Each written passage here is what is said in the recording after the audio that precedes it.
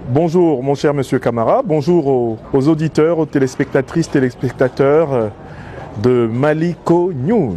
Bamako, le Mali font partie de la terre africaine.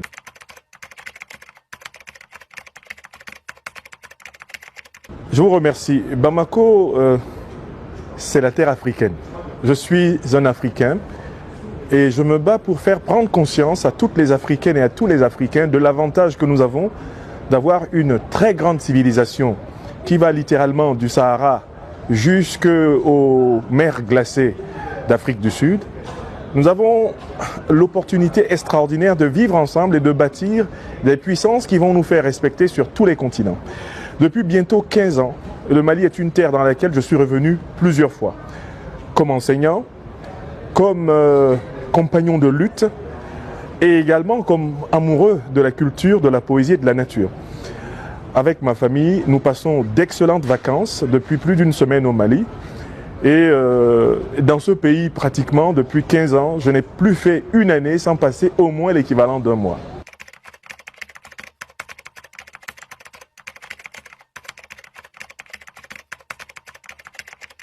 La vocation de l'Alliance des États du Sahel n'est pas de se substituer à la CEDEAO, mais c'est de réaliser ce que la CEDEAO est incapable de réaliser. Se substituer à un échec, c'est bien souvent reproduire cet échec. L'Alliance des États du Sahel est partie de la doctrine de la trilogie fondamentale qui gouverne aujourd'hui le Mali Koura du président Assimi Goïta et de ses compagnons. C'est la même doctrine qui gouverne le Burkina Faso et qui gouverne le Niger. L'Afrique aux Africains, le principe de souveraineté. Ensuite, la liberté de choix des partenaires géopolitiques et géostratégiques de l'Afrique. Et troisièmement, la défense primordiale des intérêts vitaux des peuples africains. Donc, cette philosophie fondamentale et panafricaniste de l'Alliance des États du Sahel est en rupture avec la philosophie ronronnante, la philosophie floue, confuse, néocolonialiste et impérialiste qui préside à la CEDEAO, qui au fil des ans s'est transformée en une boîte d'enregistrement des ordres des néocolonialistes français et des impérialistes occidentaux. L'AES ne remplace pas la CEDEAO. L'AES réalise les aspirations les plus profondes des peuples ouest-africains, ce que la CEDEAO ne sait pas faire.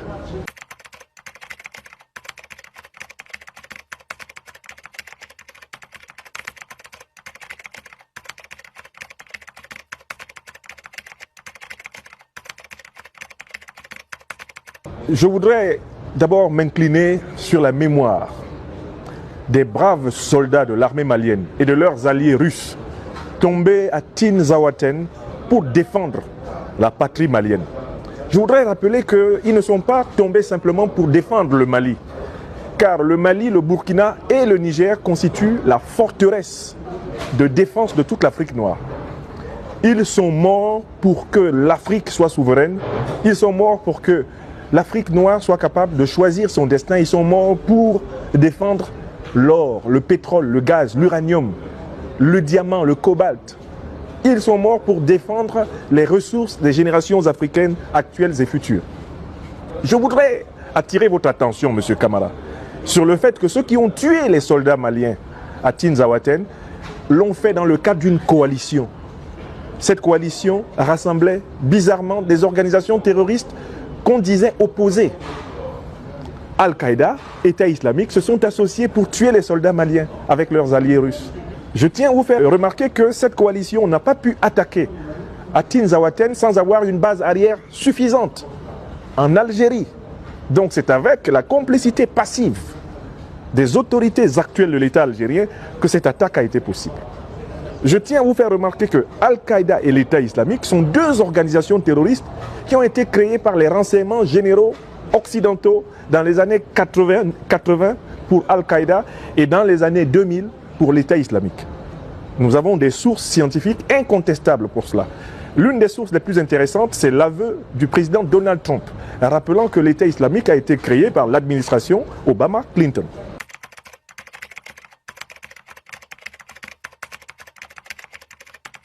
Mais écoutez, je suis en train de vous décrire la coalition. Donc la coalition à laquelle nous avons affaire, c'est Al-Qaïda, plus l'État islamique, plus la complicité passive de l'État algérien, mais ce n'est pas fini. Al-Qaïda et l'État islamique sont des organisations terroristes qui ont été créées par les renseignements généraux occidentaux, c'est-à-dire que c'est l'OTAN. Et qui dit OTAN dit tout naturellement l'instrument à travers lequel l'OTAN est en train de faire la guerre à la Russie. Et cet instrument, c'est l'Ukraine. Donc en fait, nous avons une coalition qui est chapeautée par l'OTAN, la même OTAN qui a tué Kadhafi, qui a saccagé la Libye en association avec Al-Qaïda et l'État islamique, mais ce sont eux qui attaquent le Mali. De telle façon que tous les Africains conscients doivent savoir que l'attaque de Tinzaouaten est une déclaration de guerre de l'OTAN contre les peuples africains. La structure, M. Camara, que je vous décris, ne l'oubliez pas. Au sommet, ceux qui ont détruit la Libye, qui ont assassiné Kadhafi, c'est l'OTAN. Ceux qui ont créé Al-Qaïda et l'État islamique, c'est l'OTAN. L'Ukraine n'est qu'un proxy, c'est un cheval de Troie utilisé par l'OTAN pour combattre la Russie. Tout le monde le sait.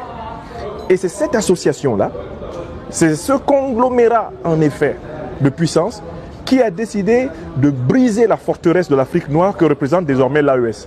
Ils attaquent le Mali, mais c'est comme ça qu'ils attaquent le Burkina. C'est comme ça qu'ils attaquent le Niger. Leur ambition est de contrôler les richesses du Liptako-Gourma, ensuite de contrôler les richesses du Golfe de Guinée. Et ils sont déjà en train de saccager la République démocratique du Congo en utilisant leurs proxys, que sont le Rwanda et l'Ouganda. C'est le même système systématiquement. On parle même de djihadistes jusqu'au Mozambique. Jusqu'au Mozambique en Afrique australe. Ce sont les mêmes groupes. Donc, moi ce qui me choque, c'est quoi? C'est que l'Ukraine est impliquée dans l'assassinat des soldats maliens. Le Mali rompt logiquement les relations diplomatiques. Le Niger le fait. Mais il y a un ambassadeur de l'Ukraine basé à Dakar au Sénégal qui a participé, qui participe à la revendication. Ça veut dire que le Sénégal est en complicité passive avec ceux qui ont assassiné les soldats maliens.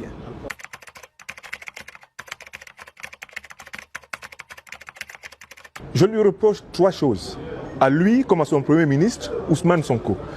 D'abord, ils ont trompé les panafricanistes, que ce soit ceux du Sénégal ou ceux du continent, en disant qu'ils allaient mener une politique de rupture, c'est-à-dire retrait des bases militaires néocolonialistes françaises, sortie du franc CFA, valorisation de la civilisation négro-africaine comme source des institutions et solidarité panafricaine.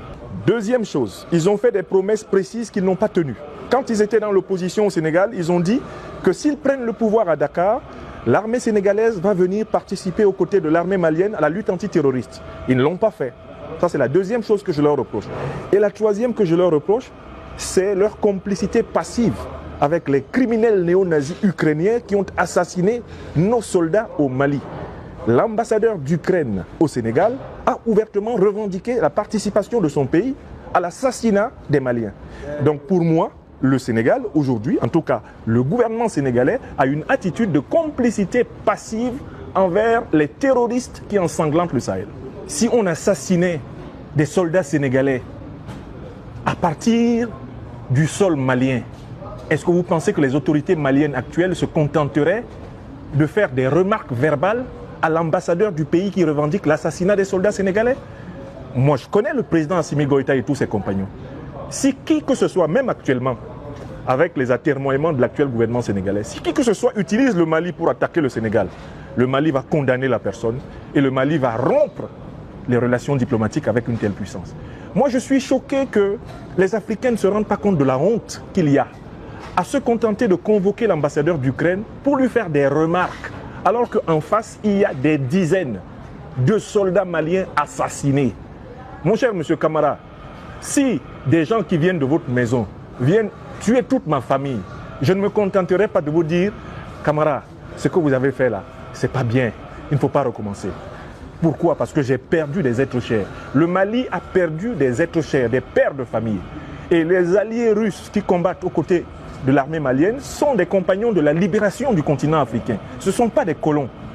Donc en fait, des dirigeants qui se disent panafricanistes, ils devraient être choqués que quelqu'un qui revendique l'assassinat des soldats maliens se promène librement à Dakar. Et tout Africain digne de ce nom doit appeler les dirigeants de son pays à rompre les relations diplomatiques avec l'Ukraine. Si vous êtes panafricaniste, que vous êtes au pouvoir où que ce soit en Afrique, l'assassinat des soldats maliens par les Ukrainiens est un casus belli contre toute l'Afrique noire.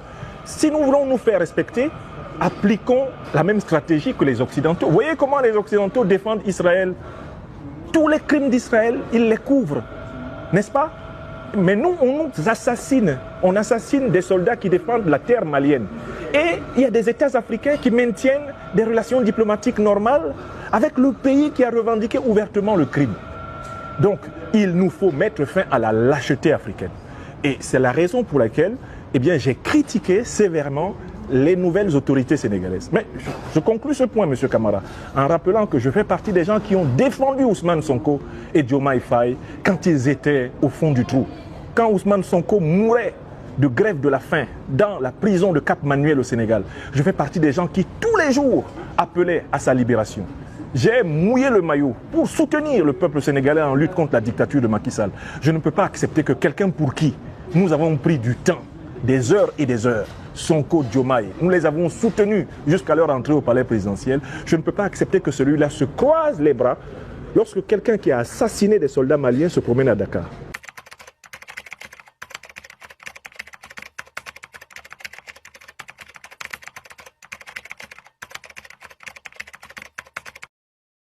Il y a environ 7 raisons pour lesquelles cette médiation a échoué. Bon, la première raison, c'est que ceux qui ont demandé cette médiation ne sont pas des gens sérieux. Les chefs d'État de la CEDEAO sont auteurs de la descente aux enfers de la CEDEAO. Quand ils envoient les nouveaux dirigeants sénégalais, eux-mêmes ne sont pas crédibles pour les envoyer. La deuxième raison, c'est que les nouveaux dirigeants sénégalais, dès qu'ils prennent le pouvoir, ils s'en vont avec les chefs d'État les plus vomis d'Afrique de l'Ouest. Par exemple, le président Diomaye va en Côte d'Ivoire. Alassane Ouattara, qui a violé la constitution ivoirienne, qui s'est octroyé un 3e mandat anticonstitutionnel, le président sénégalais dit qu'Alassane Ouattara est un grand démocrate et il dit même qu'Alassane Ouattara a fait d'énormes progrès en matière de stabilité de la sous-région. Alors qu'on a vu le président ivoirien Ouattara déclarer la guerre contre le Niger, dire qu'il va envoyer un bataillon de 1100 hommes pour tuer les Nigériens et rétablir son ami Bazoum. Donc, la deuxième faute qu'ils ont commise, c'est de s'associer à des chefs d'État les plus vomis et les plus détestés des Africains. La troisième faute qu'ils ont commise, c'est de manipuler le panafricanisme par opportunisme. Quand ils étaient dans l'opposition, ils avaient les mêmes positions que celles que j'ai devant vous. Quand ils sont arrivés au pouvoir, ils se sont mis à dire non, finalement, on n'est plus pour une rupture, on va aller doucement. Donc, le double langage. C'est le double langage, c'est la duplicité. Et ça, c'est une troisième raison. Il y a une quatrième raison. C'est le manque de solidarité envers l'Afrique en lutte. Et c'est cet épisode ukrainien-là qui, moi, personnellement, m'a choqué. Comment l'ambassadeur d'Ukraine, qui a publié sur le site officiel de l'ambassade d'Ukraine sur Facebook, une vidéo dans laquelle il se vante d'avoir participé aux côtés des organisations terroristes à tuer les soldats maliens et à tuer les alliés russes des soldats maliens, comment ce type-là peut marcher à Dakar? Voilà l'une des raisons de ce sujet. Enfin, il y a deux autres raisons que j'ajoute. Mais il ne peut pas y avoir de médiation entre le néocolonialisme et le panafricanisme. Le néocolonialisme, c'est que l'Afrique doit continuer à vendre des matières premières très moins chères pour que l'Occident fasse fonctionner ses industries et remplisse ses coffres forts bancaires. Alors que le panafricanisme, c'est que l'Afrique doit transformer ses richesses ici pour que sa population soit prospère. La CEDEAO est une organisation néocolonialiste. Mais l'Alliance des États du Sahel est une organisation panafricaniste. Donc vous ne pouvez pas transformer un morceau de bois mort en le jetant dans l'eau en crocodile. Vous pouvez plonger autant de morceaux de bois que vous voulez dans l'eau, ça ne deviendra jamais un crocodile. La CEDEAO ne deviendra jamais panafricaniste. Et l'Alliance des États du Sahel a décidé, elle, d'incarner le panafricanisme. Donc ça ne pouvait pas marcher. Il n'y a pas de négociation possible entre quelqu'un qui veut rester esclave et quelqu'un qui a décidé d'être libre. Ils sont dans deux mondes, ils sont dans deux dimensions. Voilà quelques raisons que j'ai avancées pour dire que j'étais sûr qu'ils avaient échoué et que personne n'a confiance en eux. Vous voyez les passages du président Diomaye, ici à Bamako, le passage du Premier ministre Ousmane Sonko. Est-ce qu'il y a eu un enthousiasme populaire, M. Camara? Mais pourquoi les Maliennes et les Maliens ne sont-ils pas enthousiastes quand le président du Sénégal ou le Premier ministre du Sénégal vient ici? C'est parce qu'ils savent que ces gens-là ne sont pas vrais. Ils ne sont pas authentiques, ils ne sont pas sincères, ils ne sont pas clairs. Et j'ai même vu cela sur le visage des dirigeants maliens pendant la visite de ces deux personnages. Les dirigeants maliens étaient tous très méfiants. Ils les écoutaient d'une oreille en sachant que ces gens-là, ils ne sont pas libres dans leur tête.